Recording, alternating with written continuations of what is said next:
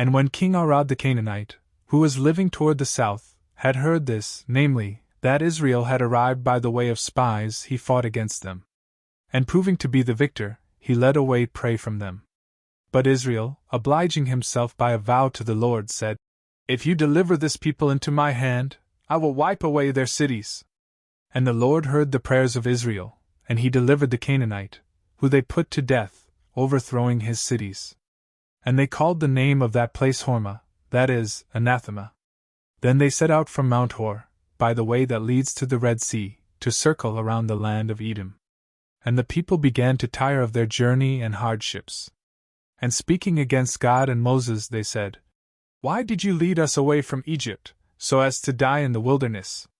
Bread is lacking, there are no waters. Our soul is now nauseous over this very light food. For this reason, the Lord sent fiery serpents among the people, which wounded or killed many of them. And so they went to Moses, and they said, We have sinned, because we have spoken against the Lord and against you. Pray, so that he may take away these serpents from us. And Moses prayed for the people. And the Lord said to him, Make a bronze serpent, and place it as a sign. Whoever, having been struck, gazes upon it, shall live. Therefore Moses made a bronze serpent, and he placed it as a sign. When those who had been struck gazed upon it, they were healed. And the sons of Israel, setting out, made camp at Oboth. Having departed from there, they pitched their tents at Iabrim, in the wilderness, which looks out toward Moab, opposite the eastern region. And moving from there, they arrived at the torrent of Zerd. Having left that place behind, they then made camp opposite Arnon, which is in the desert, and which juts out at the borders of the Amorite. For certainly Arnon is at the limit of Moab, dividing the Moabites and the Amorites. About this place, it is said in the book of the wars of the Lord, As he did at the Red Sea, so will he do at the torrents of Arnon. The stones of the torrents were bent, so that they might rest in Ar and lie back within the borders of the Moabites. Beyond that place appeared a well, about which the Lord said to Moses, Gather the people together, and I will give them water. Then Israel sang this verse, Let the well rise up. They sang, The well, the leaders dug it, and the commanders of the multitude prepared it, at the direction of the lawgiver, and with their staffs.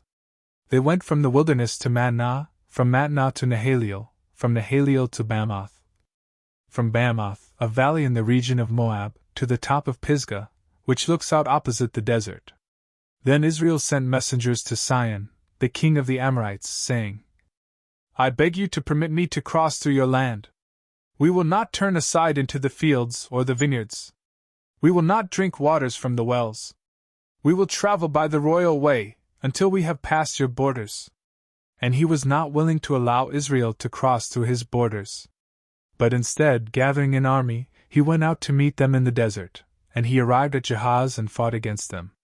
And he was struck down by them with the edge of the sword, and they possessed his land from Arnon, even to Jabbok and the sons of Ammon. For the borders of the Ammonites were held by a strong fortress. Therefore, Israel took all his cities and lived in the cities of the Amorite, namely, in Heshbon and its villages. Heshbon was the city of Sihon, the king of the Amorites, who fought against the king of Moab. And he took all the land, which had been under his sovereignty, as far as Arnon. About this, it is said in the proverb, Enter into Heshbon. Let the city of Sihon be established and built. A fire has gone forth from Heshbon, a flame from the town of Sihon, and it has devoured Ar of the Moabites, and the inhabitants of the heights of Arnon. Woe to you, Moab! You are perishing, O people of Chemosh. He gave flight to his sons, and he gave the daughters into captivity, to the king of the Amorites, Sihon. Their yoke has been scattered from Heshbon even to Dibon. They have passed through, wearily, into Nophah, and as far as Medeba.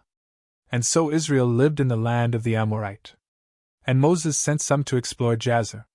These captured its villages and possessed its inhabitants. And they turned themselves and ascended, along the way of Bashan.